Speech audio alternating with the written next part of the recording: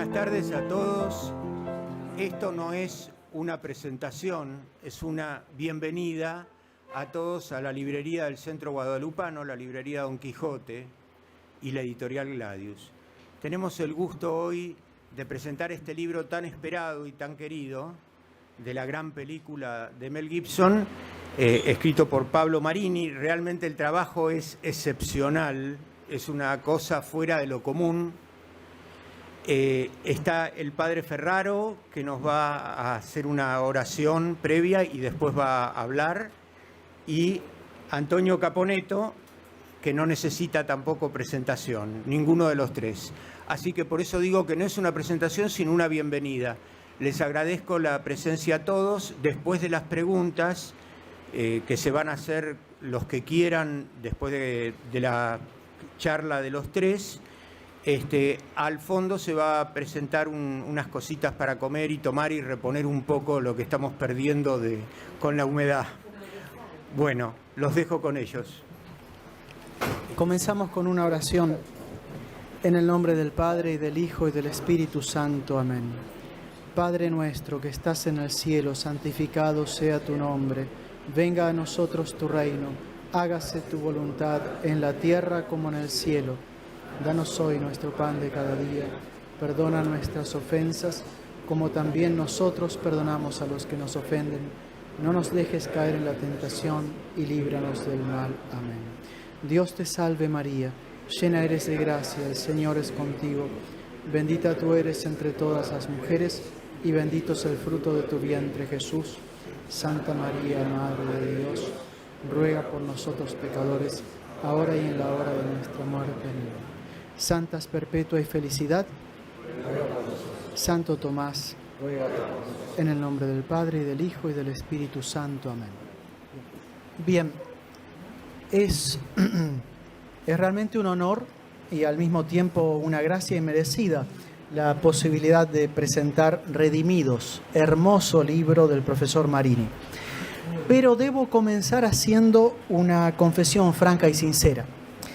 Cuando me enteré de la publicación del libro, inmediatamente me surgió la sensación de que se trataba de algo superficial, de una mera selección de imágenes acompañada por algún que otro comentario piadoso, de un simple ensamble de lugares comunes y fotografías devotas.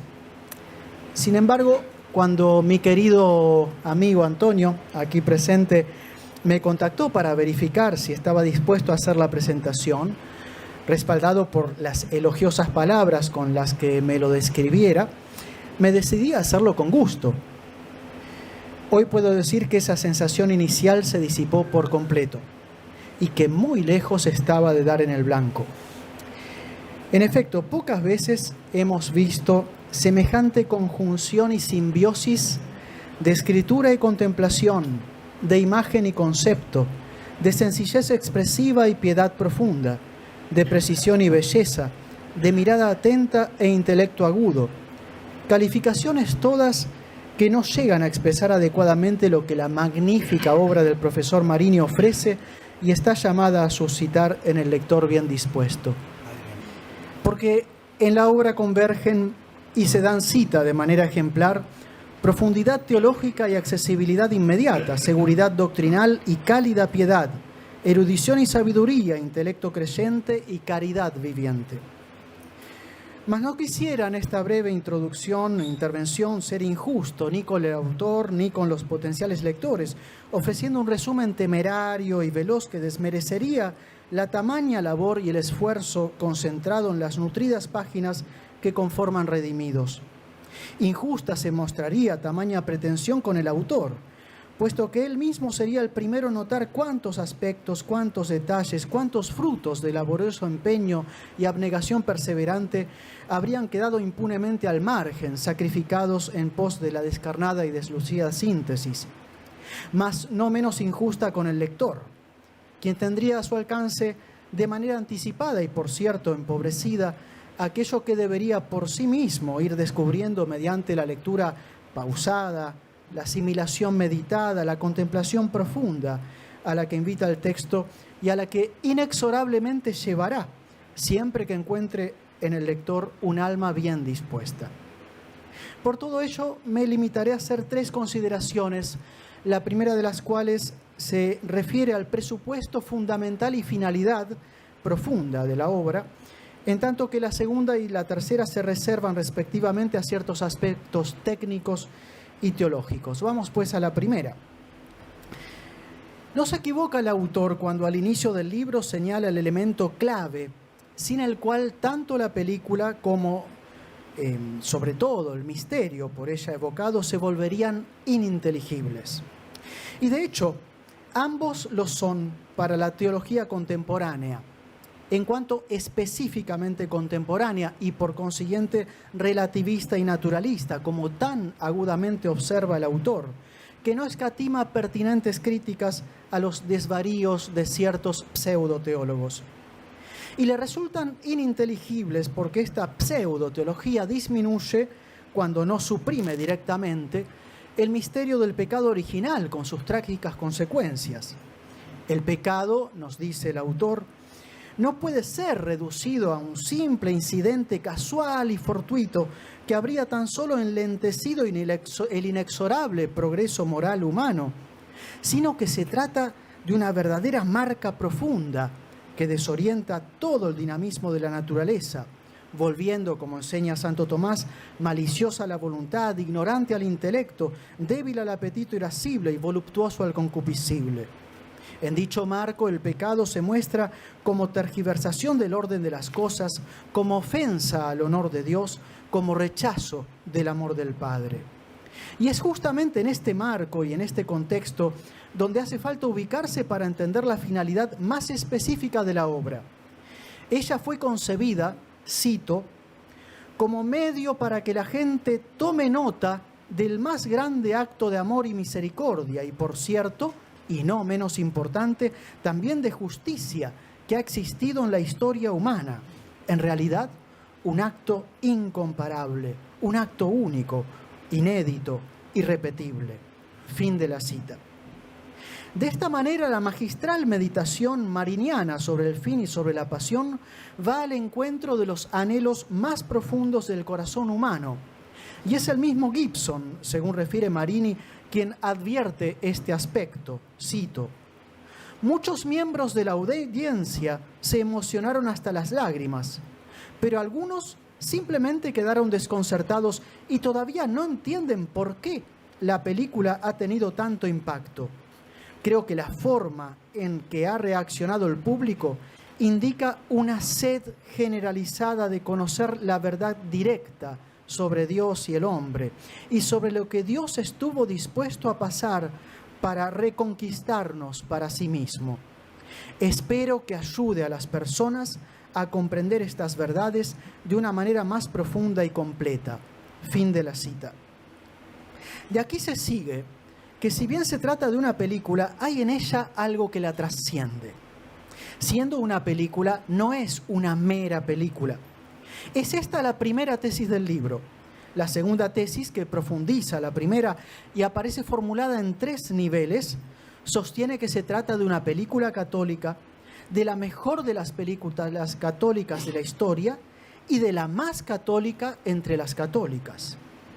La primera tesis se justifica por aquello a lo que la película misma remite y su tan lograda manera de hacerlo. La segunda, porque resalta como nunca antes se hiciera aspectos específicamente católicos, a saber, la dimensión sacrificial de la cruz, su unión indisociable con la Eucaristía y el lugar incomparable que en el misterio del Calvario ocupa la Santísima Virgen. Con respecto a esto último, observa atinadamente el autor, cito: Nuestra Señora no era solo una mujer doliente al borde del Vía Crucis o al pie de la cruz, como se la retrata frecuentemente, sino que estaba verdaderamente asociada a nuestro Señor en su pasión y muerte. Solo un católico podía retratarla de esta manera. Nuestra Señora no se reduce a una mujer emocionalmente herida que no soporta ver sufrir a su hijo y que necesita ser sostenida después de encontrarlo. Por el contrario, está con él desde el comienzo. Es su compasión, su pasión con la de nuestro Señor. Fin de la cita. La segunda consideración se refiere a ciertos aspectos técnicos del estudio tan acabado de Marini. En efecto, uno de los méritos indiscutibles de la obra es la manera en que el autor desentraña, desmenuza los medios cinematográficos de los que se sirve Gibson para evocar y hacer emerger distintos aspectos y sutilezas del misterio de la pasión. Hacía falta algo más que la sola perspicacia intuitiva del simple aficionado. Detrás de las pertinentes observaciones de Marini se adivina la mirada certera del conocedor y del estudioso, capaz de identificar con precisión las intenciones profundas subyacentes a cada imagen, a cada cuadro, a cada fotografía, al porqué y al cómo de los medios técnicos empleados. De todo ello podrá tomar nota con provecho el lector atento. Con respecto a las intenciones profundas que acabamos de mencionar, el autor remite a Gibson cuando, cuestionado sobre si efectivamente las cosas ocurrieron así, éste respondiera, cito, no sé si fue exactamente así. Sí sé que yo lo trataba así. Esto es magnífico. Es magnífico. Si una primera clave de lectura profunda del film en cuanto a su tema específico es la manera de situarse del director ante la pasión, la segunda es su voluntad segura de procurar un encuentro personal con Jesucristo.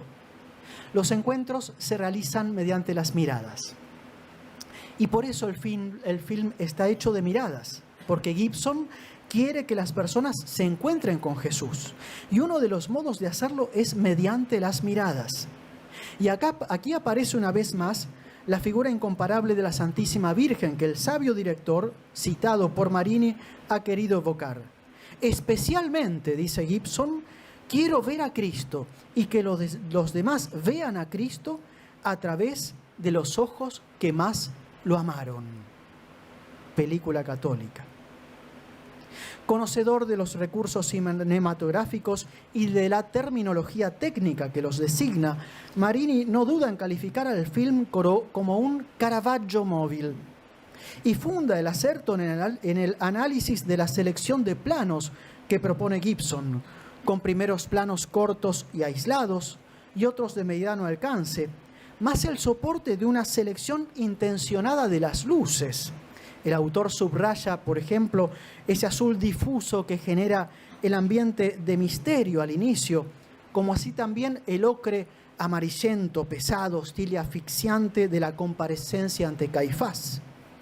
Con pericia técnica, pues, identifica Marini el momento en el que el personaje interactúa con el público y lo interpela, designándolo con la expresión específica de romper la cuarta pared. Pero no se asuste el lector.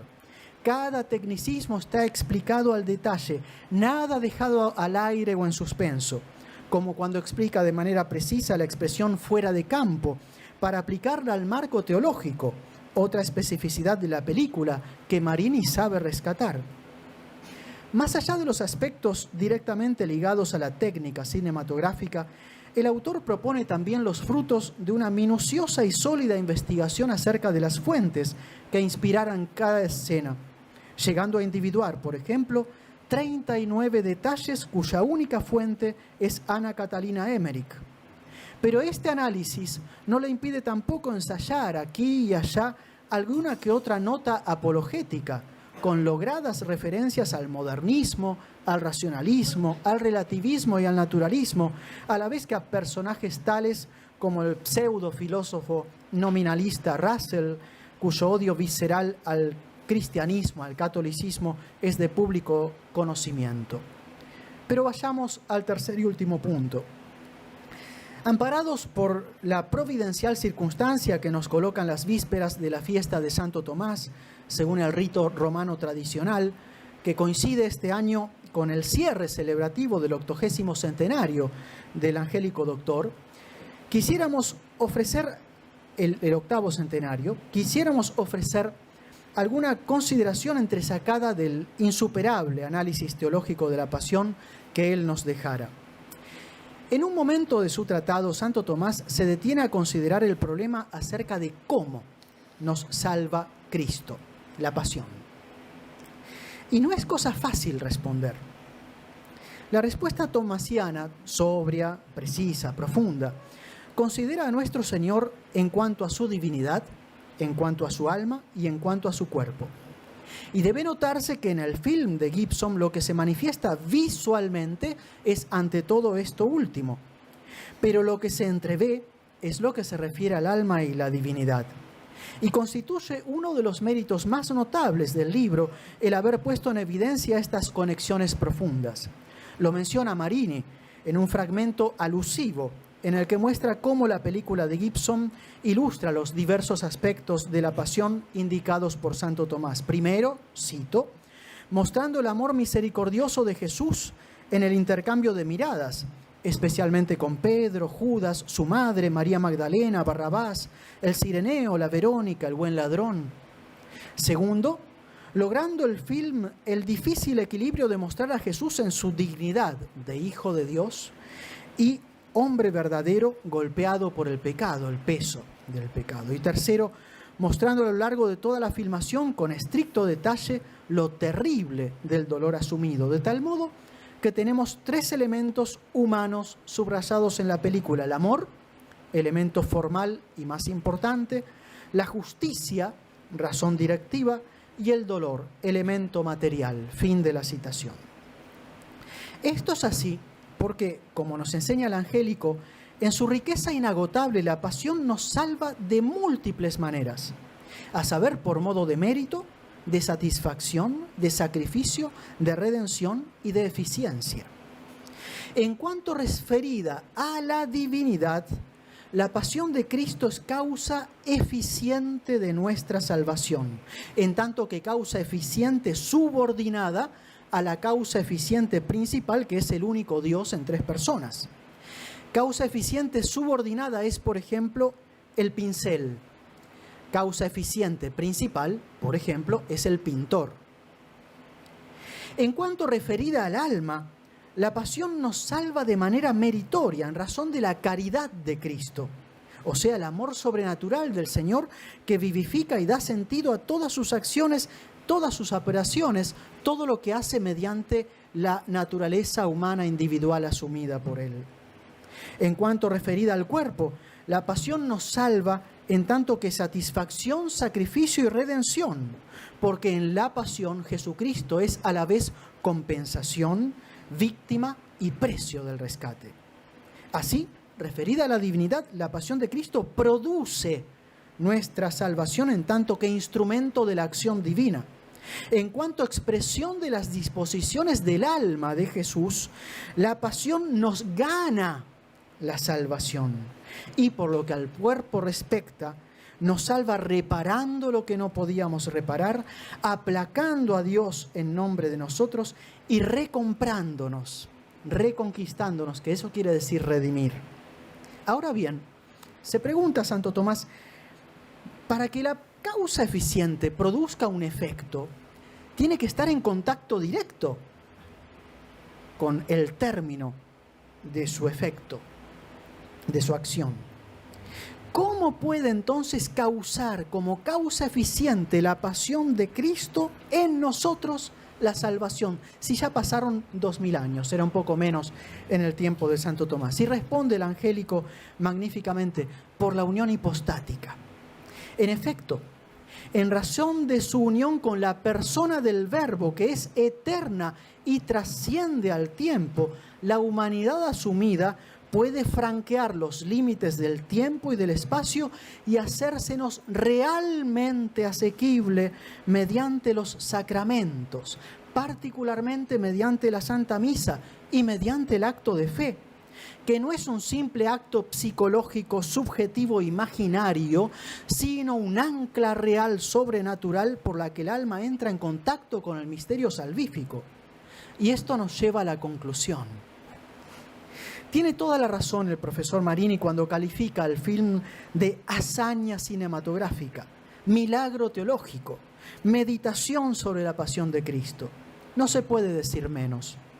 Pero quisiera añadir que el modo de hablar del film, el modo de presentar la pasión del Señor, la unción, la reverencia, el sentido apologético y el reconocimiento agradecido ante el amor desbordante de Dios, nos muestran que la obra de Marini no es fruto solamente de un sacrificado estudio, sino sobre todo de un intelecto creyente puesto al servicio del amor de Dios, de una profunda actitud contemplativa y de un conocimiento personal y realista del significado de la cruz.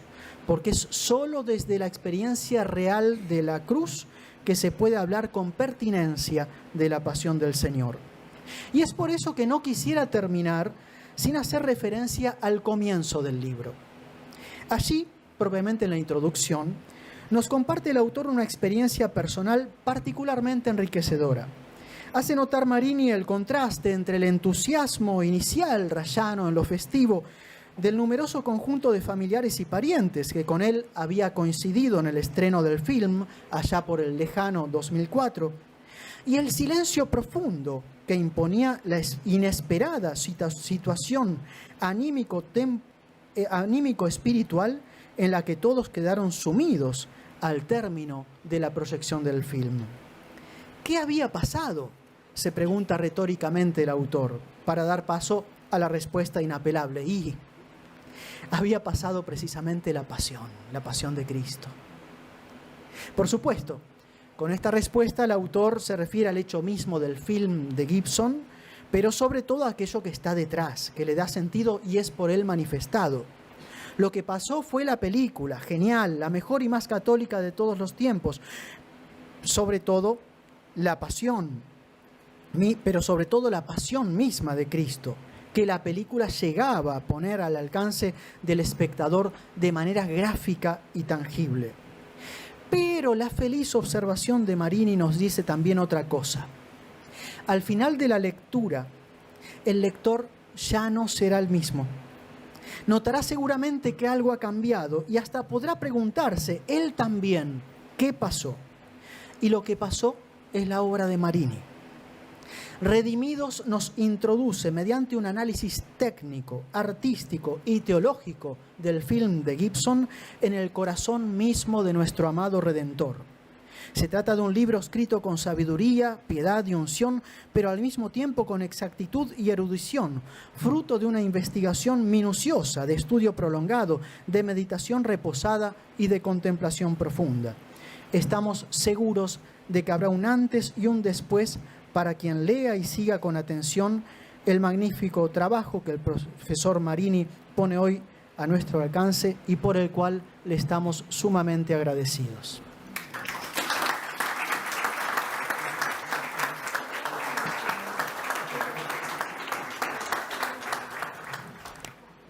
Muy buenas noches. ¿Acaso sea conveniente que nos pongamos de acuerdo desde el principio?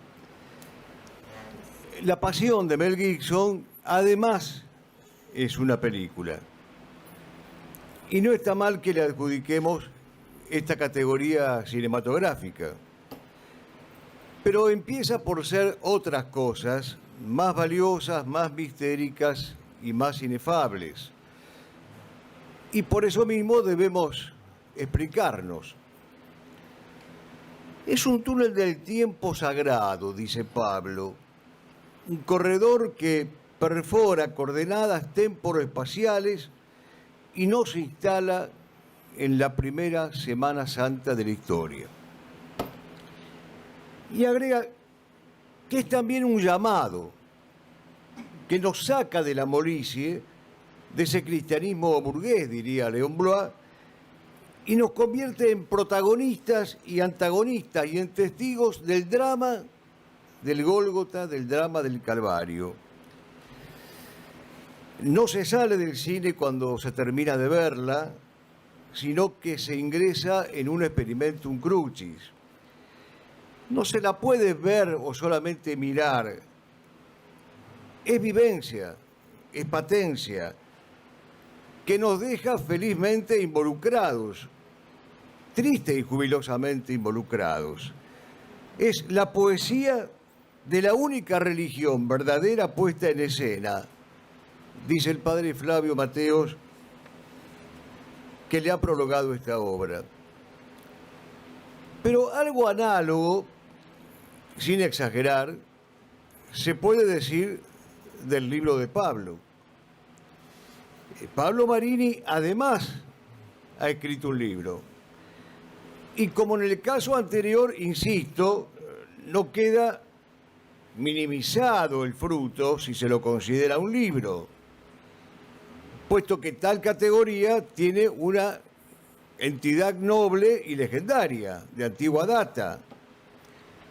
Sigo coincidiendo con Borges, y que esta heterodoxia no salga de Sudamérica, por favor, en que el paraíso es imaginable al modo de una biblioteca.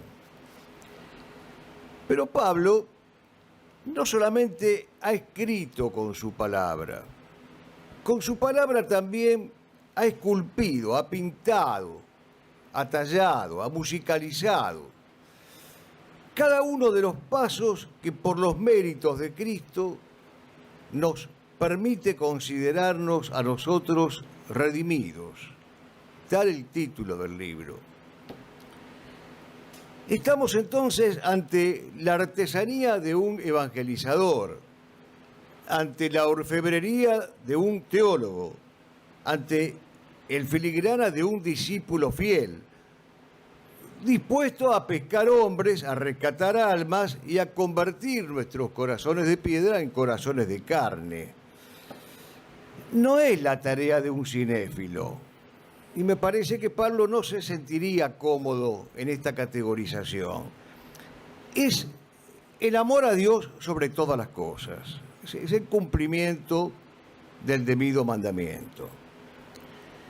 Por eso, entre otros motivos, el libro, que así lo llamaremos para abreviar, tiene un cuidado sentido estético, al cual no estamos acostumbrados los argentinos.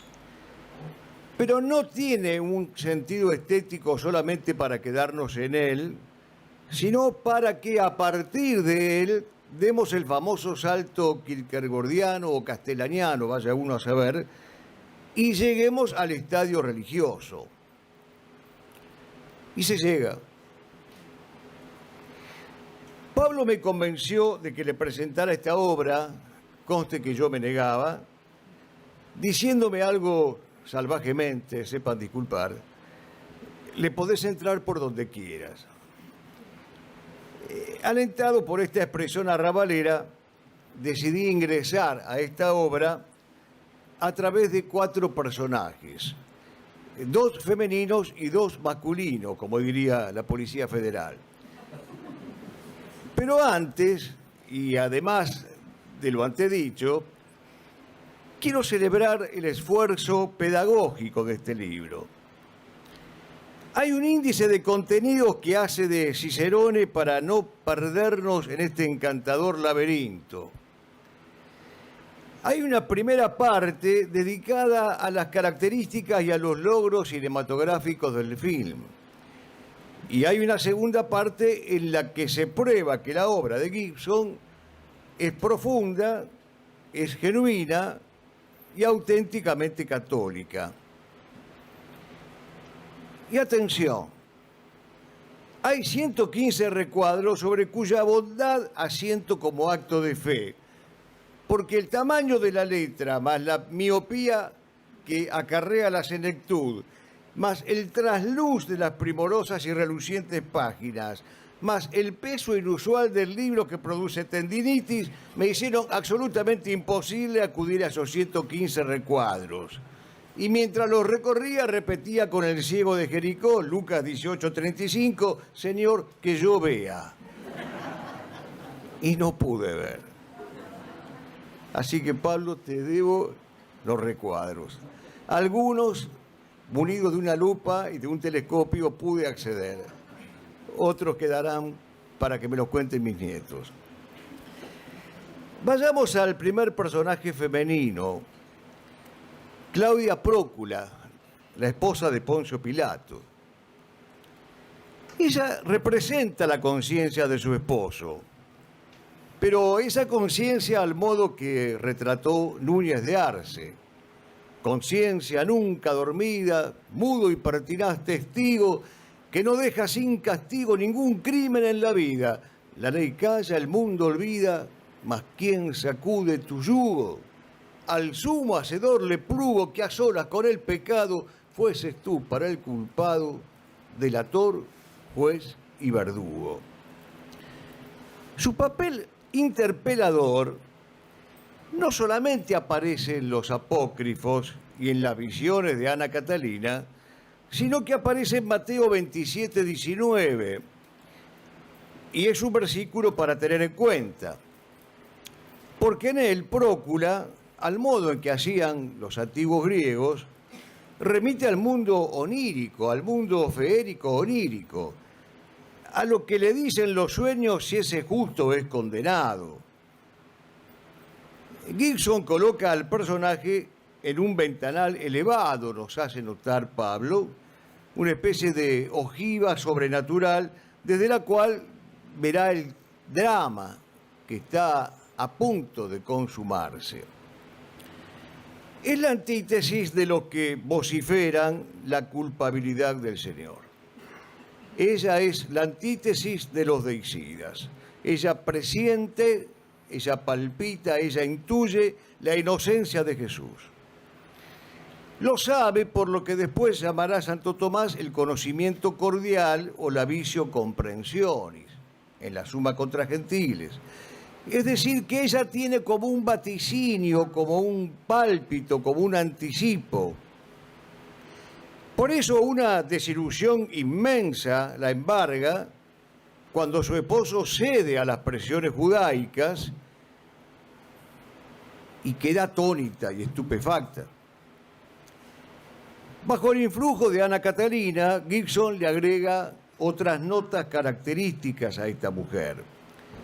Pero la más importante, a mi juicio, es la metanoia sumada a la piedad, y que se pone de manifiesto principalmente en aquella escena en la cual está María Santísima, tan digna como sufriente, tan resignada como incólume, asistiendo a la flagelación de su hijo.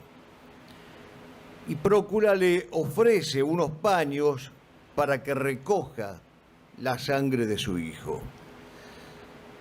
Cuando Gibson es interrogado sobre el porqué de esta escena, contesta: para que los sacerdotes recuerden lo que hacen cuando purifican el cáliz después de la comunión. Siervo de Dios, Gibson, ora pro nobis. En octubre del año pasado, participando como peregrino de un viaje, llegamos a la escala sagrada que está en San Juan de Letrán. Son 28 peldaños que solo se pueden subir de rodillas. Y cada 2 peldaños hay un coágulo de la sangre de Cristo que el peregrino o el penitente o el que procesiona besa, lleno de unción. Y así me acordé de Claudia Prócula, porque esa escalera, según la tradición, fue llevada a Roma para que se tuviera muy presente el momento en el que Cristo asciende para ser juzgado y luego ya convertido en un ecce homo para ser sentenciado a muerte. Y fue al pie de esa escalera que nacieron estos versetes que perpetré y comparto con ustedes. Entre la duda y la culpa 2 manos ruines se lavan. Sueña Prócula en la noche sueños que la despertaban. No mates al justo esposo ni alces cruz para su talla. Abrirá el cielo la tumba, partirá nuestra muralla. Opaco de profecías Pilatos pide el azote, una corona de espinas y un afrentoso capote. Los dedos en la columna crispaban tribulaciones, roja de sangre la Pascua gemían las aflicciones. Restallaban los trallazos abriendo gritos y grietas, por el monte del Calvario clavan los aires saetas. Más que la fusta, la cera, la traición que atrás se asoma, ayer entre la Judea y hoy la Judea en la Roma. La macabra orfebrería de los verdugos culmina, hecho un varón de dolores, un cirio que no ilumina. Aquí está el hombre, deshecho, otro castigo y moría. No encuentro falta en sus obras, la hallará la judería. Aquí está el hombre, la imagen, la semejanza, Dios mismo. Aquí está el nombre del hombre que nos salva del abismo. Aquí está el hombre, los siglos girarán en su contorno. Ya es tarde, no te me tardes, esperamos tu retorno.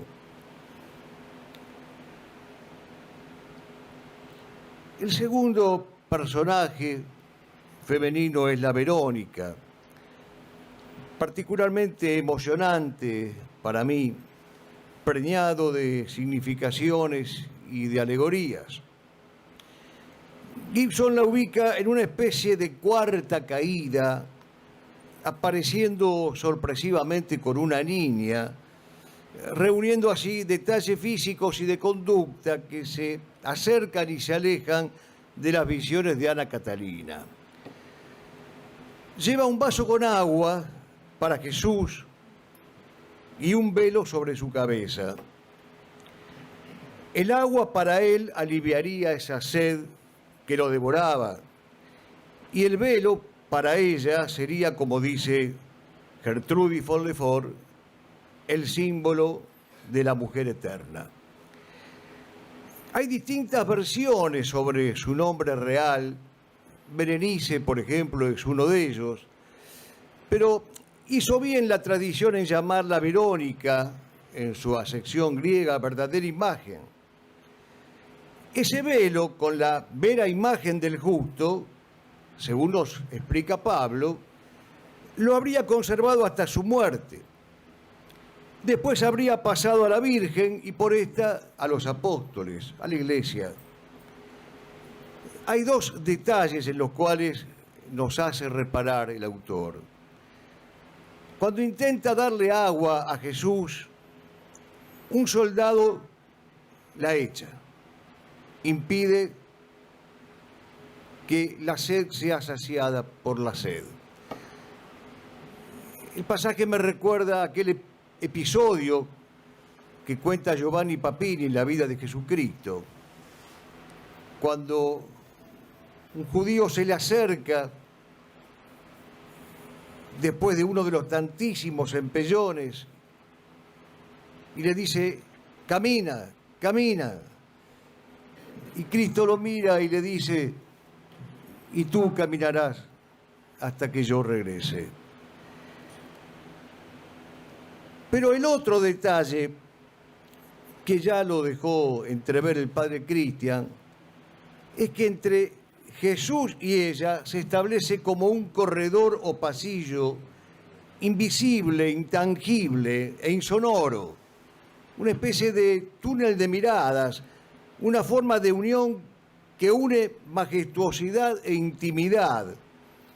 Él la atrae con su mirada, mostrándole el camino, y ella logra acercársele sin que nadie, absolutamente nadie, la toque. Lo presintió cercano. Lo presintió cercano sin verlo todavía. Lo anunciaba el silbido de agónicos jadeos, el perfume doliente que tienen las heridas, los cuajarones rojos, los ruines clamoreos. Fue midiendo distancias por el crujir del hierro, el crispar del flagelo, el eco del ultraje, más punzante que el cardo que ceñía su frente, como corona en llagas de un trágico linaje. A golpes de la tralla, al son de los gemidos, contó miles de pasos hasta su cuerpo roto. La muralla de Isida le cerraba el camino, cada piedra un escarnio anónimo e ignoto. Resuelta, sin embargo, al destino imperado, en su nombre de griegas resonancias horondas, el salterio le dicta la vocación labrada. He de buscar tu rostro, Señor, no me lo escondas. He de buscar tu rostro, Señor, no me rechaces. repitió sosteniendo con las manos un lienzo, su andar abría surcos entre fieros caínes, mellados en el odio que asesinó el comienzo. A empellones avanza, a impulsos retrocede, por un boscaje torvo de risas fariseas, de innombrables traiciones, cobardías, relapsos, las furias desatadas de venganzas hebreas. Señoreaba esas turbas la historia del pecado, las almas condenadas del pasado y presente, pero estaba el futuro de falsías arteras, el próximo Iscariote estaba ocultamente. Escuchó imprecaciones más filosas que picas, y por mujer no quiso mirar lo que veía. Se habían vuelto viernes los hombres y las cosas, y el viernes más luctuoso se volvió profecía. Cuando al fin, frente a frente, ya sin tiempo quedaron, la varona del paño y el Dios de los amores, se cumplió la palabra del profeta Isaías. Era Cristo la imagen de un varón de dolores.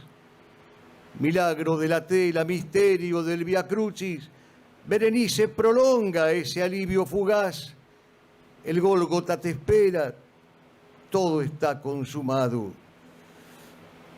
Pero dame, Dios mío, besar tu santa faz. Y vayamos ahora a los personajes masculinos. San Dimas. Se mezclan los datos sobre la naturaleza de los dos ladrones que acompañaban a Jesús en el suplicio. El padre Castellani resolvió esto con una de sus típicas humoradas. Dijo, si a Jesucristo lo hubiesen crucificado en Buenos Aires, al tercer día resucitaban los ladrones. No sabemos con exactitud si eran ladrones, malhechores, hackers, asesinos, senadores, diputados, rebeldes políticos, cualquier especie vale. Pero Gibson toma estos dos personajes de manera antitética desde el primer momento en que aparecen en el film. La primera vez es cuando Cristo se arrodilla frente a la cruz y la besa. Gestas lo tilda de necio. Claro, besar la cruz es locura para el mundo. Y Dimas se queda mudo, anonadado, mirando la escena. Besar la cruz para el santo es contrariedad gloriosa con el mundo. Después de consumada la crucifixión de Jesús, ambos criminales tendrán un poco más de protagonismo todavía. Gestas empieza con una andanada de burlas a las que se suman los presentes y el mismísimo Caifás. Entonces es cuando el Señor pronuncia su primera palabra. Padre, perdónalos porque no saben lo que hacen. Estas palabras conmueven a Dimas, que se atreve a recriminar a Gestas y al mismísimo Caifás, ante lo cual Jesús le dedica la segunda de las 7 palabras. En verdad os digo que hoy mismo, esta misma noche, estarás conmigo en el paraíso. No hay promesas paradisíacas posteriores o en dependencia con supuestas revoluciones y utopías. No, hay una certeza apodíctica, taxativa, categórica. Hoy mismo, esta misma noche, estarás conmigo en el paraíso. Es que en contraste con Gesta, Dimas responde al amor de que ha sido testigo, haciendo un acto de fe, murmurando una oración. Tal vez la primera ejaculatoria de la historia. Señor, acuérdate de mí cuando estés en tu reino. La contestación de Cristo es un acto de esperanzadora promesa que ya había anunciado. Al que me confiese delante de los hombres, yo lo confesaré delante de mi Padre. Paralelamente en Gestas se va acentuando una actitud diabólica. Un cóndor le picotea su ojo derecho, algunos se han escandalizado de tanta violencia, en señal de lo que Pablo califica un castigo milagroso e inesperado. La tradición exegética y la iconografía cristiana han visto en los dos ladrones una representación del pueblo de Dios que proclama la reyesía del Señor, San Dimas, y una representación de la sinagoga que destrona a Cristo, pide su destronamiento, pide su crucifixión y no quiere que Él reine. Considera a la cruz un acto estéril. En una última aparición y antes de dar los estertores finales, Gestas vuelve a insultar a Jesús. Es la ceguera farisaica, dice Pablo. Es una ceguera voluntaria, arrogante, henchida de vanidad, de vanagloria, incapaz de cualquier humildad y por eso mismo incapaz de estar en la verdad, según teresiana enseñanza. Y así habla Dimas, San Dimas, el buen ladrón. Izado sin quererlo en este monte, crispada como un cuero la osamenta, la tarde es un preludio de tormenta y una raya de sangre el horizonte. Abajo trigo, flores, están en ciernes, aguardando la trilla de las eras, pero punzado aquí entre dos maderas, todo se ha vuelto un postrimero viernes. Es justo, soy pecado, culpa, yerro, aunque después apócrifos autores me adjudicaron meros sinsabores. Fui delito y mi ley ha sido el hierro. En cambio, tú, Señor de la inocencia, no es falta propia la que al fin espías. Yaces como está escrito que te irías. Mueres, mi Dios, ajeno a la sentencia. Qué flaqueza señalan a tu vida desde Belén al podio de Pilato. Qué tropiezo si obrabas el mandato, la imagen fiel del Padre, su medida. No lo saben, maldicen las respuestas de tu palabra invicta, del milagro, ni el que te acerca un poco de avinagro, ni los judíos, ni el siniestro Gestas. Si tuviera esta mano desclavada, esta mano, Señor, que sembró el daño, llegaría hasta el mismo travesaño de la cruz a besarte la mirada. Esa que me dedicas y diviso entre el llanto y la carne entubecida, mientras tu voz retumba estremecida, hoy entrarás conmigo al paraíso. Y llegamos al final, queridos amigos, no teman. Al final las cosas se aceleran. Hablemos de Pedro en estos días, tan luego. En estas horas. Gibson quiso trazar un cierto paralelismo entre las traiciones de Judas y las de Pedro, aunque es indudable que son situaciones distintas. A Pedro su debilidad lo superó, rápidamente toma conciencia de la misma y del vaticinio que el maestro le había adelantado, y la culpa le golpea la conciencia, lo estremece, lo crispa, lo turba. Hay un contraste que es digno de notar y hay una escena digna de comentar, dice Pablo. El contraste surge de los evangelios y la escena de las visiones de Ana Catalina. El contraste consiste en escuchar a Jesús decir: os he dicho que yo soy, pues si me buscáis a mí, dejad ir a estos, para que se cumpla aquello que había dicho, de los que me diste, no perdería ninguno. Mientras Jesús cuida a los suyos, Pedro cuida su pellejo, hasta tal punto que termina sus negaciones maldiciendo y jurando que jamás había visto antes a ese hombre. En cuanto a la escena inspirada en Emmerich, es desgarradora. Pedro va a visitar a la Virgen Santísima, le confiesa su felonía, su traición, envuelto en llanto, recuerden esto, envuelto en llantos, envuelto en remordimientos, en aflicciones, en atricciones, se arrodilla ante ella, no se siente digno de abrazarla. La Virgen lo mira con una mirada consoladora, maternal, comprensiva.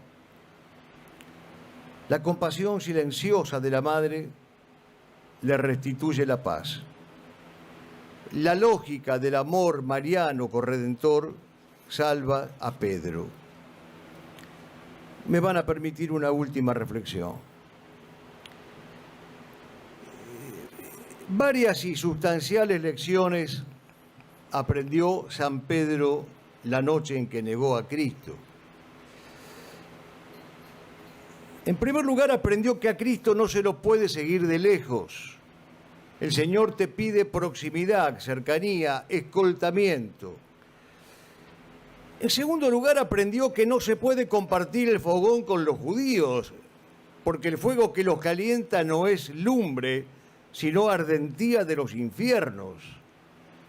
Y en tercer lugar, aprendió que si decir de un hombre amigo que pasa un trance fiero que no se lo conoce, es pecar contra la guapesa, es pecar contra la argentinidad, decirlo de Dios es pecar de apostasía. Y son cosas distintas.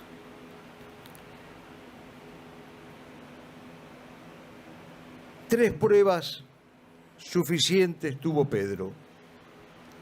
Tres cánticos del gallo que, como en el romance de la pena negra, acaban buscando la aurora. Bienaventurados los que lloran. En el relato de San Lucas, la sucesión de los hechos es lineal y estremecedora. El gallo deja oír su tercera y prevista trova. Jesús vuelve como puede su cabeza de prisionero hacia el discípulo. Pedro recapitula en un segundo infausto y tenso cuanto ha sucedido, una sinergia nunca antes conocida, un tropo simultáneo de sus nervios que ni siquiera percibió como pescador en las tempestades más recias, lo hace temblar y temer. Y saliendo afuera, dice el Evangelio, lloró amargamente. Felices tus lágrimas, Pedro. Bienaventurado tu llanto, bendito tu plañido, que fue un nuevo bautismo para borrar las culpas de tan detestables negaciones. Dichoso ese desconsuelo que lavó las manchas de tu vida con carieles de gotas que te rodaban sobre los pómulos quemados por la sal marina.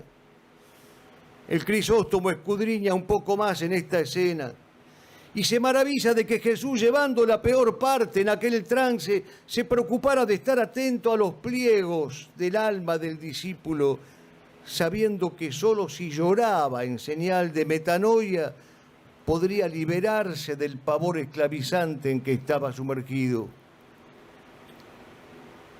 Esa madrugada, Pedro, dejaste fundada la tercera bienaventuranza. Habría que ser Virgilio para describir ese llanto, o el juglar Sidiano, o acaso el monje Turoldo narrando las aventuras de Roldán. Llora, Simón, te pide Papini. Ahora que Dios te da la gracia de llorar, llora por todos los apóstatas, por todos los renegados, por todos aquellos que dirán como tú, yo no soy de los tuyos. No pasarán muchos días y el resucitado te besará otra vez, porque tu llanto ha lavado para siempre tu boca momentáneamente perjura. Como ha pasado otras veces en la historia, hay culpas felices, hay congojas que cincelan, endechas que labran, gemidos que sostienen. Al final de la más conocida saga de Tolkien, nos lo enseñó Jorgito Ferro, en el capítulo 9 del libro 6, cuando Gandalf se hace presente para la despedida ya con las velas izadas sobre el mar en la explanada de los puertos grises, el legendario mago, acaso figura de Melquisedec, alecciona a sus amigos diciéndoles: no os diré, no lloréis, porque no todas las lágrimas son malas. Y así es.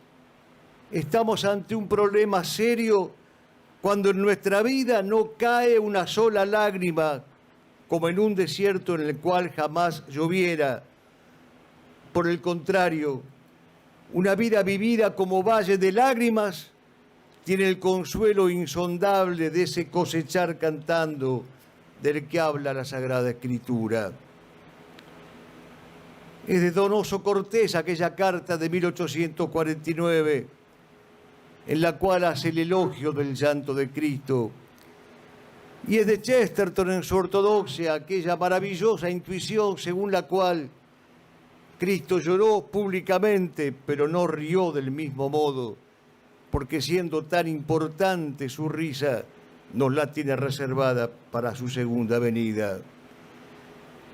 Amigos míos, en estos tiempos crepusculares y sombríos para la Iglesia, para el papado, para la jerarquía eclesiástica, queremos terminar la presentación de este libro notable e inmenso, meditando sobre San Pedro.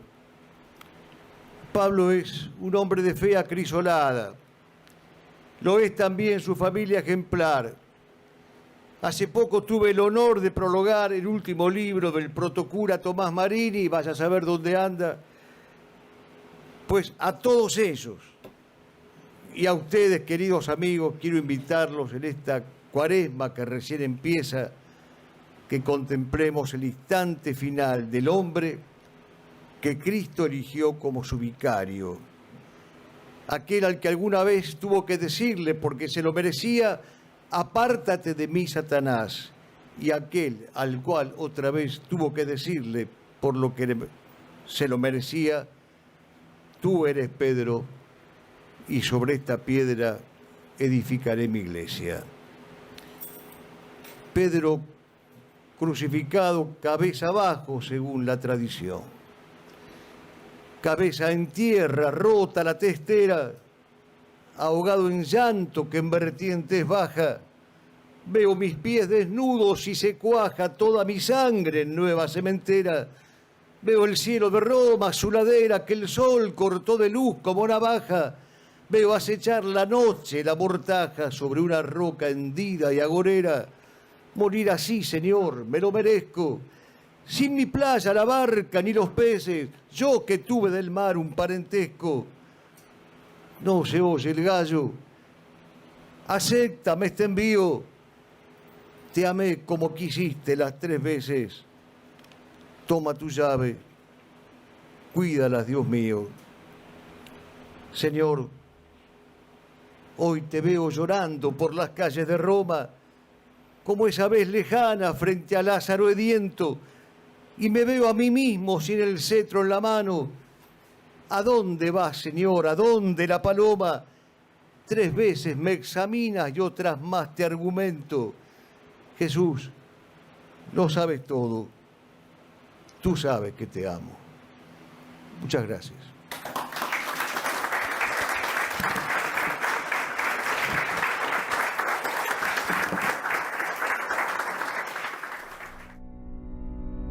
TeleV1 se complace en anunciar que estará transmitiendo en su canal TeleV1 Clips valiosos programas emitidos antes de la censura sufrida. El lienzo prohibido, el revés del derecho, combates por nuestra historia, disenso, historias de Malvinas, entre otros que podrán encontrar en este enlace.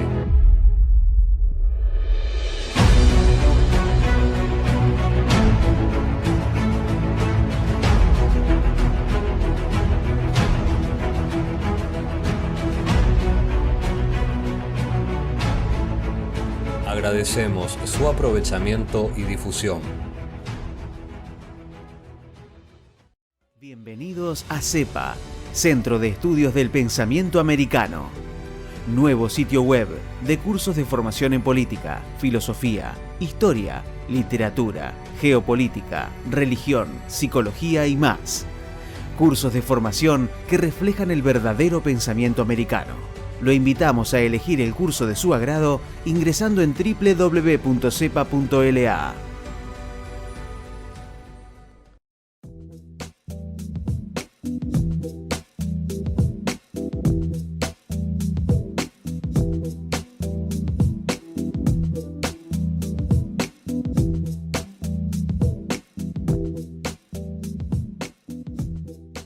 Decir siempre la verdad primero tiene un precio. Dependemos de tu ayuda. TLB1, toda la verdad primero.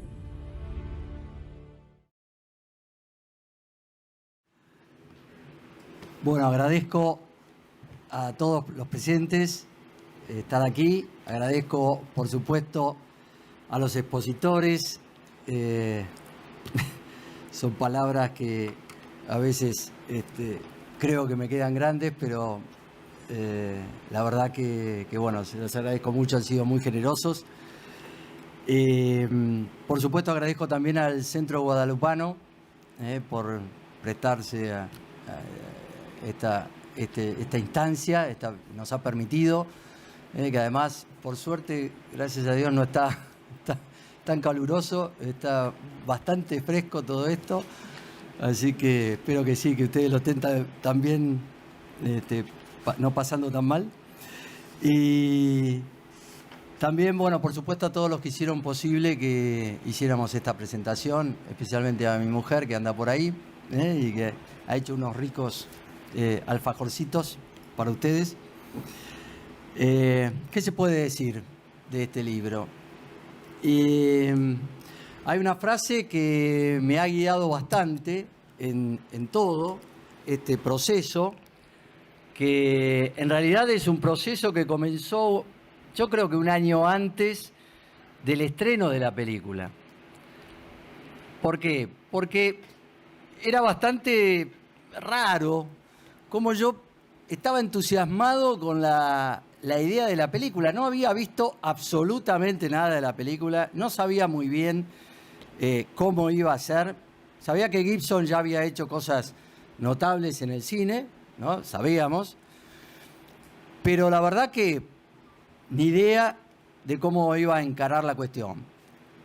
Y una de las cosas que más me impactó, además de, por supuesto, de toda la polémica previa, porque ustedes recuerden que Gibson tardó, es decir, cerró la película aproximadamente, no sé, en enero del 2003 y la estrena casi un año después por la impresionante campaña, por la pasión de Mel Gibson que pasó, porque fue un ataque como nunca se había visto, por lo menos en la previa de un estreno.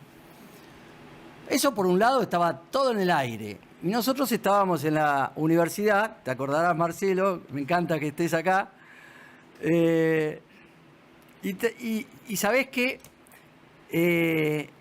estaba Teresita Velasco Suárez.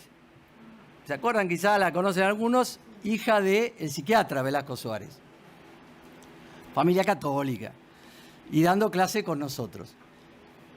Y me acuerdo que después, por algo que ya les voy a comentar, me dijo una cosa que me quedó grabada. A vos te fueron preparando. A vos te fueron preparando. Y es un poco eso. Es decir, era notable cómo todo lo previo, ¿no? Todo ese año de polémicas. Y de repente, y creo que fue Teresita, la que secuestra una especie de tráiler. ¿Saben lo que es un tráiler, no? Los anticipos que se dan de películas. Un tráiler que yo se los iba a traer, pero dije, con este calor, muchachos, no demoremos más. Y entonces, no se los traje. Pero sí se los puedo describir un poquito. Es un tráiler que ha desaparecido. Un tráiler sobre la película, que no existe más. No existe más. Porque cuando se hicieron los tráilers comerciales de la película, esto desapareció. Tan anticipo es que el título de la película Es el título original que tenía. ¿Cuál era? La Pasión. A secas. No era la pasión de Cristo o del Cristo, sino que era la pasión. Tan viejo era el tráiler, o tan inmediato a terminar la película. Y el tráiler ese me lo da. Yo lo paso, son unos minutos, con una música impresionante, unas escenas impresionantes. Y yo digo, la pelota, esto es otra cosa, esto es impresionante, esto va a ser algo totalmente distinto. Ahí me di cuenta intuitivamente de que esto iba a ser algo excepcional. Y lo confirmaba que yo se lo mostraba a distintas personas y las personas se quedaban en silencio. No me decían, ¡ay, qué bueno! No. Los tipos se quedaban en silencio mirando las escenas. Bueno, eso es un poco lo que nos pasó, que lo hizo recordar muy bien el padre, que efectivamente caímos en patota al cinema al Cinemark Soleil, de ahí en Boulogne. Caímos todos, y no porque nos pusiéramos de acuerdo, sino que directamente porque, qué sé yo, caímos el día del estreno, 25 de marzo del 2004, y tengo la entrada que la puse en el libro. Entonces, caemos y por supuesto todo el mundo, como dice el padre, todo el mundo así, parecíamos adolescentes que nos habíamos rateado del colegio, comentando, che, viste la película, viste el desastre que es esto, que yo, las cosas que le dicen. Así entramos, en patota. ¿Cuándo salimos? Es como contó, nadie podía hablar. Nunca me pasó una cosa igual, nunca, Nadie podía decir nada. Todo el mundo sabía que si decía algo iba a caer desubicado. Alguien esbozó ahí en voz baja. Impresionante. Punto, se acabó. Nos fuimos todos a nuestra casa sin hablar. Éramos todos conocidos, primos, estaba mi suegra, estaban todos. El gato y el loro faltaban. Pero nos fuimos a casa en silencio. Ahora, lo notable es que, si bien es cierto que nos pasó eso fue de alguna manera el impacto impresionante de las imágenes. Y yo siempre digo que es un error gigante, porque me he encontrado, imagínense que después di charlas durante 20 años sobre esta película, me he encontrado con gente que me ha dicho, no, yo después de la primera vez no pude verla más. ¡Error! Pero no porque haya que fanáticamente verla todos los años. No. Porque el impacto visual es de tal magnitud que no te deja asimilar realmente lo que has visto. Quedás anonadado como quedamos nosotros. Totalmente en silencio, sin palabras. Ahora, ¿qué hice? En vez de ir de nuevo a verla acompañado, hice como ese escritor argentino que decía, me gusta tanto el cine que no soporto la presencia de nadie. Y no lo dice por una cuestión de antisocial. Lo dice porque el tipo no tiene problemas en que haya otras personas en el cine. Lo que tiene problemas es que haya un tipo conocido al lado, al cual obligadamente, por una cuestión casi de educación, siempre hay que comentarle algo, ¿no? No, fui solo. Ahora, ver esa película solo, después de que ya sabía lo que venía de alguna manera, porque tenía la presencia de la primera, pero verla ya metiéndome en la película, bueno, eso fue una cosa, como decía la película, como decía la cantante de rock, una experiencia religiosa. ¿Se acuerdan de esa canción? Bueno, fue una experiencia religiosa. Sí. Por eso el silencio de la gente. Por eso el silencio de la gente, el llanto de la gente, los sollozos ahogados. Eso es notable. Y eso es una maestría de Gibson, porque el tipo no se saca las escenas de encima.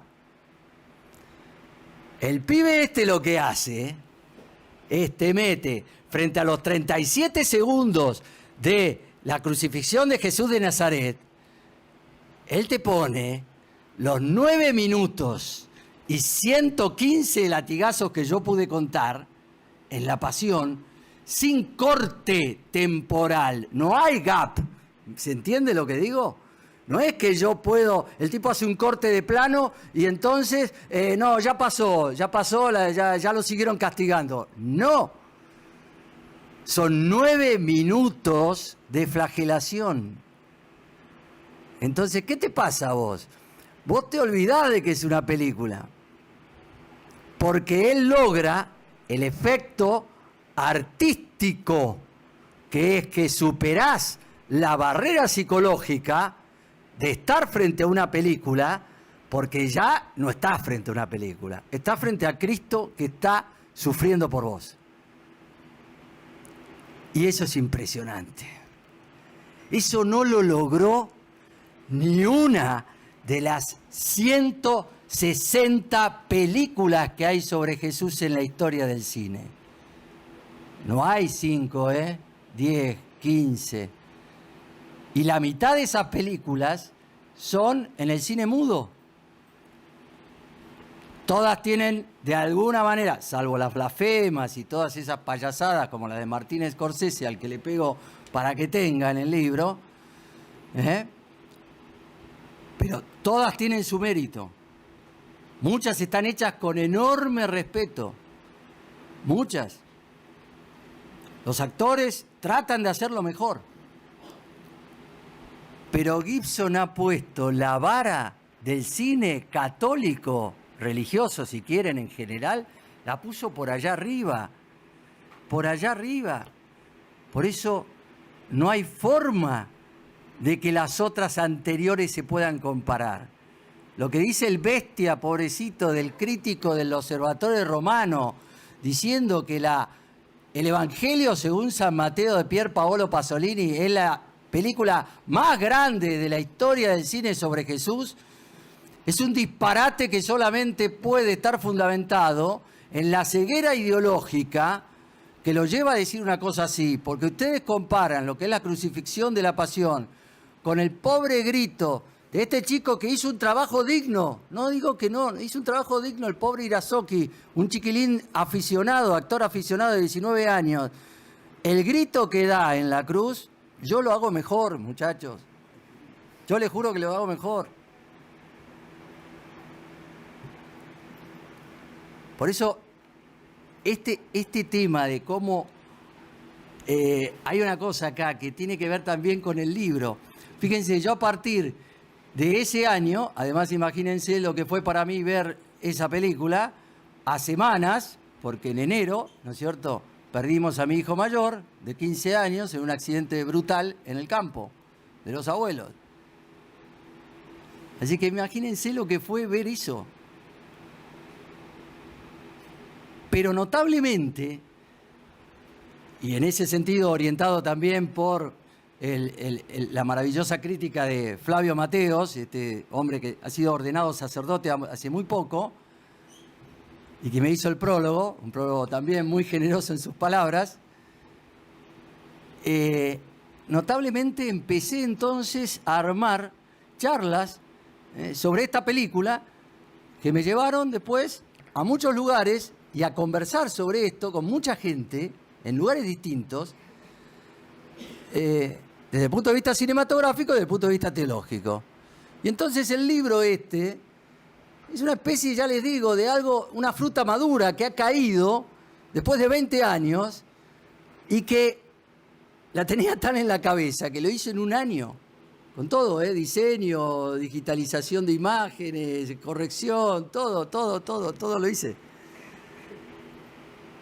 Lo hice en un año. Empecé en octubre del 23 y terminé el 12 de octubre del 2024.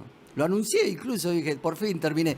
Porque lo estaba hinchando a varios de acá que me conocen, que los hinchaba diciendo, no, estoy escribiendo. Claro, algunos creyeron que estaba escribiendo, no sé, la charlita mía con una fotito y un comentario, un epígrafe abajo comentando. No, la cosa, yo sabía que se podía plantear otra cosa. Y entonces apareció esto, que además me sirvió para hablar de una cantidad de cosas que están pasando hoy en la iglesia y para aclarar cosas también, porque Gibson las ha aclarado, porque Gibson las puso de vuelta sobre el tapete. Es mérito de él, ese tema para que se den una idea, ¿no? Es decir, los disparates que a veces tenemos en películas que ustedes han visto, algunos de las personas con más años que están acá, han visto Rey de Reyes en 1961 de Nicholas Ray con Jeffrey Hunter haciendo de Jesús. Pues acuérdense de lo que fue el juicio de Pilatos, en donde el animal de Pilato, que sobreactuaba, el actor le dice al centurión que haga de abogado de Jesús. Y uno tiene ganas de agarrar el cine y tirarle con un, no sé, con un misil. ¿Cómo vas a poner esa escena? ¿De dónde sacaste eso? Es un invento. Gibson no hizo nada de eso. Nada. No solamente no hizo nada de eso, evitó errores fundamentales. Se tomó en serio los evangelios como cualquier católico tiene que tomarse. Se lo tomó en serio. Dijo, ¿dónde está el juicio de este centurión romano? No existe eso, así que eso, chao, afuera. Pero además tuvo la inteligencia impresionante de acotar temporalmente la secuencia de la película. Son 12 horas nada más. Entonces se tomó su tiempo. Y recuerden, la ventaja que tenían los otros era con 3 horas de duración, a veces, ni les cuento las 6 horas, 20 minutos de la miniserie de Sefirelli, Jesús de Nazaret, tenían tiempo para desarrollar personajes, qué sé yo, para detenerse en detalles, algún detalle. Sin embargo, acá Gibson, brillantemente, con el poco tiempo que tiene, que de 2 horas, no son 2 horas, de 2 horas 6 minutos es con los créditos. En realidad la película dura 1 hora 58 minutos, estrictamente. Y se captó los personajes, se tomó tiempo para que incluso no haya escenas insólitas, disparatadas o que no se sabe de dónde salen. Tiene un mérito gigantesco esto, pero una de las cosas que son absolutamente determinantes es lo de la Virgen María. Es lo de la Virgen María. No hay ni una sola película de las 160, no las he visto todas, no les voy a mentir, pero estoy seguro que ninguna de las 160 películas le ha dado el lugar que le ha dado Gibson a la Virgen María. Y eso es lo que marca enormemente a la película como católica hasta la médula. Por eso, ¿por qué es la película católica, la mejor película católica de la historia desde un punto de vista de lo que significa como película? Pero es la película más católica entre las católicas. ¿Pero por qué fue la más atacada? Y la respuesta es fácil, porque es la más católica. Por eso fue la más atacada. Porque es la más católica. El enemigo se dio cuenta. El adversario de la Iglesia Católica se dio cuenta de que era la más católica. Por eso el ataque. Un ataque desmesurado, ¿eh?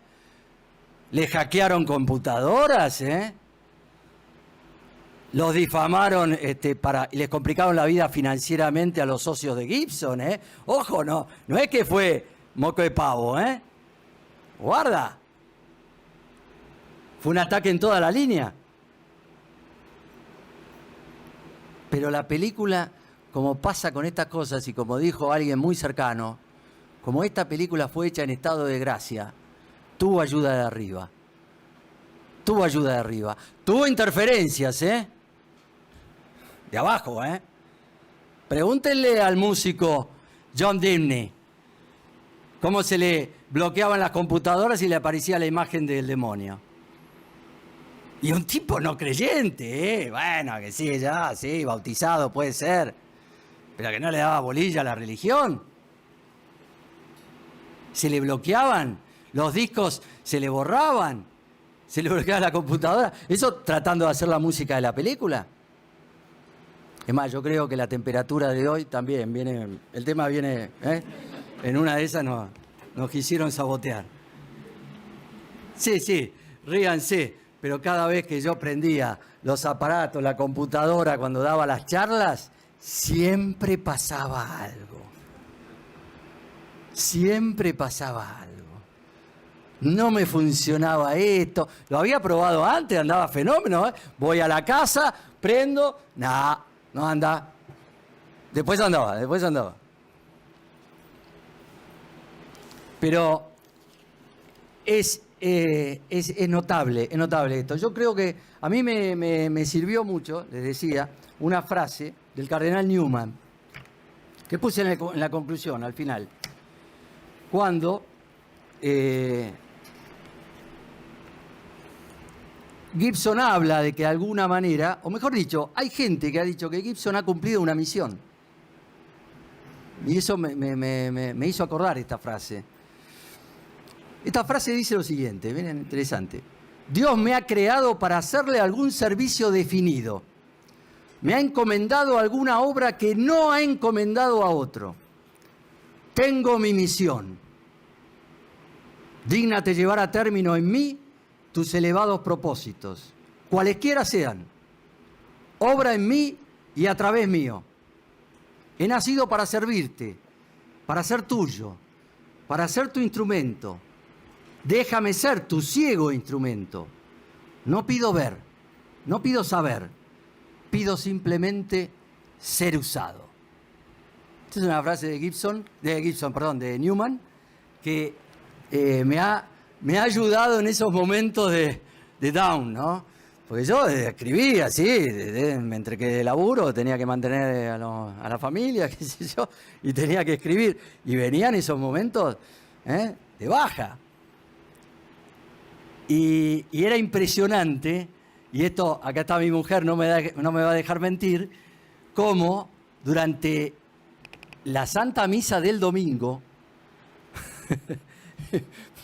me trabaja, no sé, quizá he cometido algún pecado venial de distracción respecto a la misa, pero no saben las cosas que me venían durante la misa. Era impresionante. Y salía de la misa y le decía a Dolores, hágame, anote que me olvido. Anote, pues ya estoy viejito, tengo 67. Así que la cosa había que registrarla. Y entonces anotaba cosas. Es impresionante.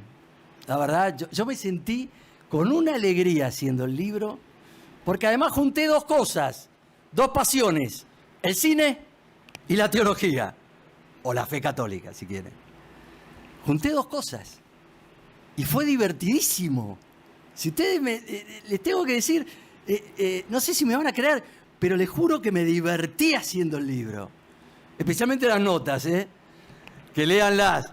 Son 400, pero no, se van a divertir, no son aburridas, porque tienen mucho dato de cine. A los tipos que les gusta el cine, esto... papita para el loro. Es muy divertido hacer esto.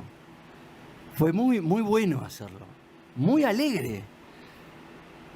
Así que eso me pasa también con las charlas. Me pasó con las charlas de la película, que son un poco... En realidad son el esqueleto, porque una de las cosas también sorprendentes es que yo me empecé a meter en los personajes. Yo la charla son 1 hora y media, 2, y después, viste, te están echando patadas. No te quieren escuchar más. No es cierto, la verdad que la gente se quedaba enganchada impresionante. Pero lo cierto es que era limitada la cuestión. Y yo empecé a ver cada personaje y las cosas que hizo Gibson con cada personaje. Y es una locura lo que hizo.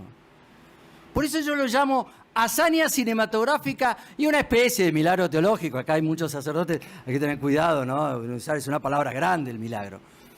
Pero lo cierto es que la hazaña cinematográfica, por todas las dificultades que tuvo, por toda la bronca que hubo previa, insisto, ¿saben lo que es tener la película casi lista y demorar un año el estreno y bancarse financieramente toda esa pérdida? ¡Apa! Cuando la guita la puso Gibson, porque Hollywood, ni $1, ¿eh?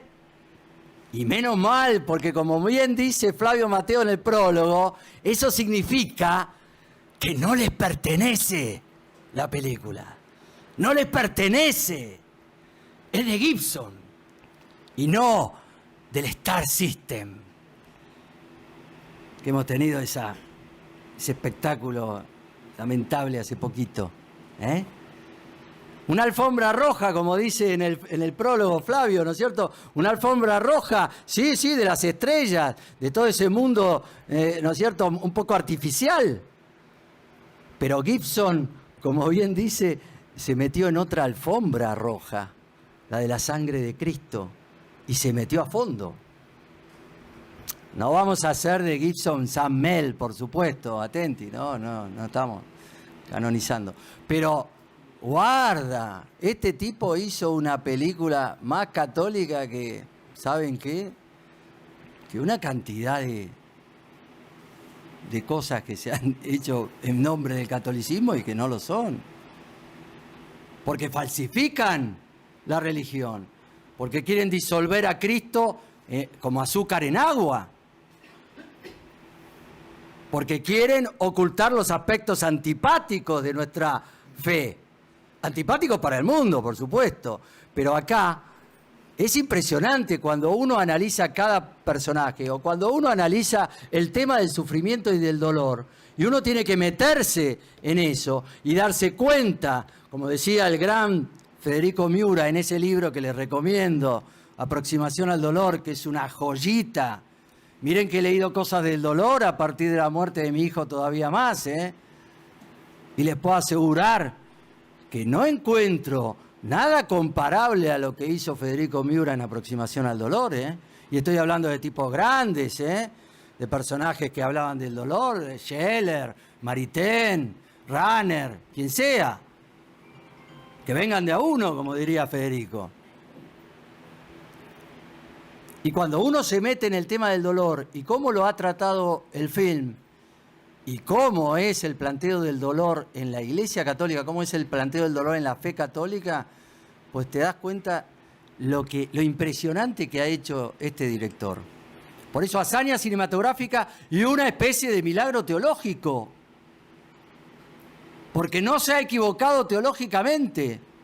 Independientemente que utilice revelaciones privadas, de acuerdo, pero esas revelaciones privadas también tienen espíritu católico. No son heréticas. Y Ana Catalina Emmerich, es que es impresionante.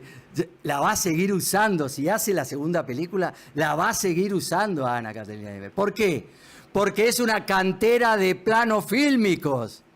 Porque la mística lo que hace es relatar no solo los aspectos físicos que rodean a la escena que está considerando, sino los estados anímicos de cada persona que se encuentra con Cristo o con la Virgen o con quien sea. Entonces, eso para un director de la talla de Gibson, pero fue impresionante, fue decir, pero la tengo picando en el área, lo tengo que hacer, lo único que tengo que hacer es expresarlo esto fílmicamente.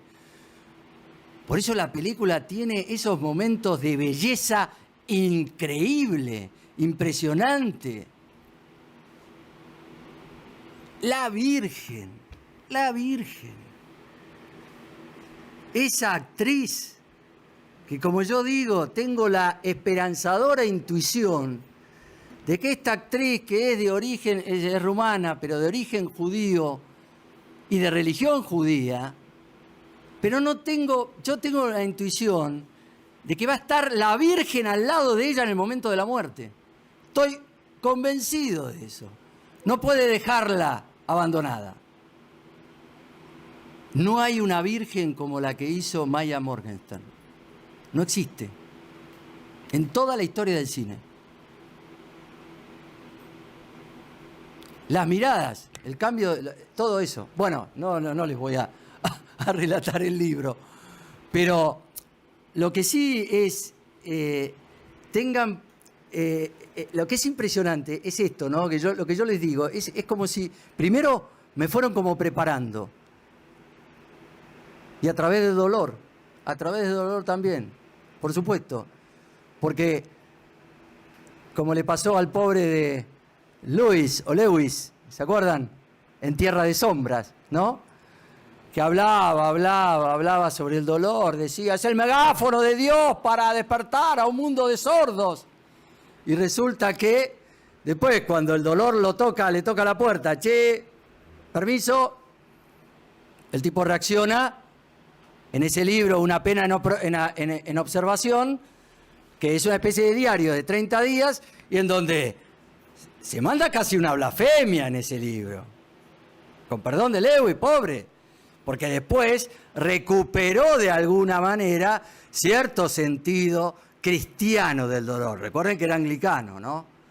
No tenía del todo, por lo menos me animo a decir esto, no soy un experto, pero no tenía del todo cerrado el tema del dolor como lo tiene el católico.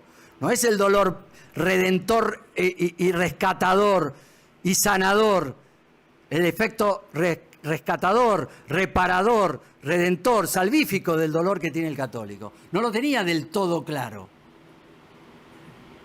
Pero se manda la blasfemia. Sí, Dios es un vivisector, que está en la película, ¿eh? No sé si recuerdan esa película, Tierra de Sombras. Hay que verla, ¿eh? Es interesante, con Anthony Hopkins. Y él dice ahí, sí, estamos en un experimento cósmico. Y él es el vivisector. Eso está en el libro.